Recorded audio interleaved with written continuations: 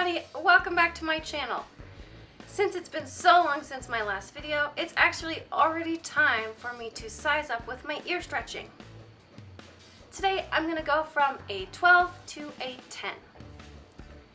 It has been a little over a month since I last stretched my ears, and nothing has really happened in the meantime except that my bird ripped it out of my ear with the O-ring still attached, and it was fine. As always, boring is good when it comes to the process because I don't want anything bad happening. For this entire cycle, I was not using the invisible plugs, and I only lost one of the tunnels, which was later found. So, good job me for not losing all of my jewelry this time. Because there's not really much else to talk about, I'm just going to go into a little more detail on the stretching process for this. Now, I am still pretty brand new at this, and I know there's a lot of different people who do it different ways.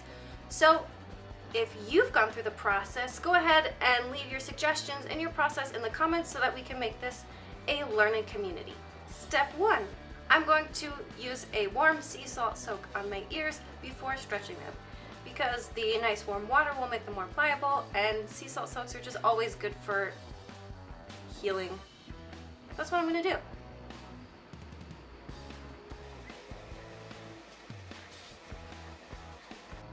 I use 1 cup of very warm water with a 1/4 teaspoon of sea salt. And I'm just going to soak my ears in it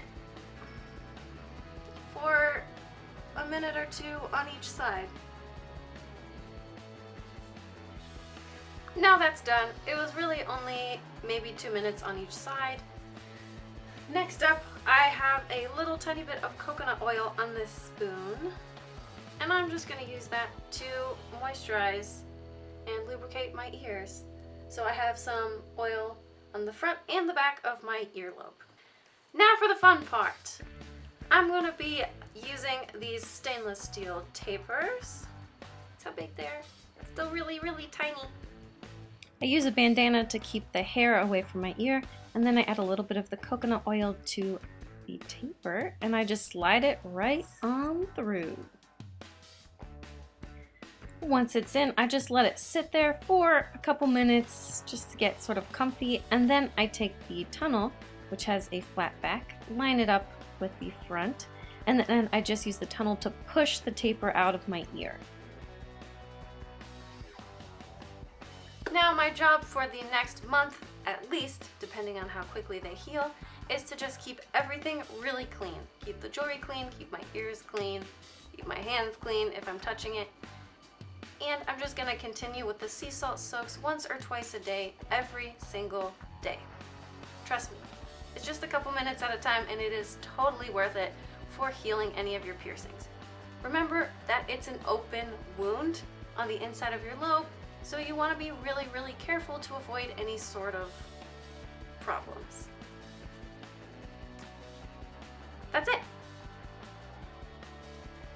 As I mentioned before, if you've already gone through this process and you maybe do things a little different, or have any suggestions for anyone, or just want to let us know how it went, leave that in the comments. And if you're out there thinking about it and you have questions, you can also leave those in the comments, because I really want this to be a learning space for everyone, including myself.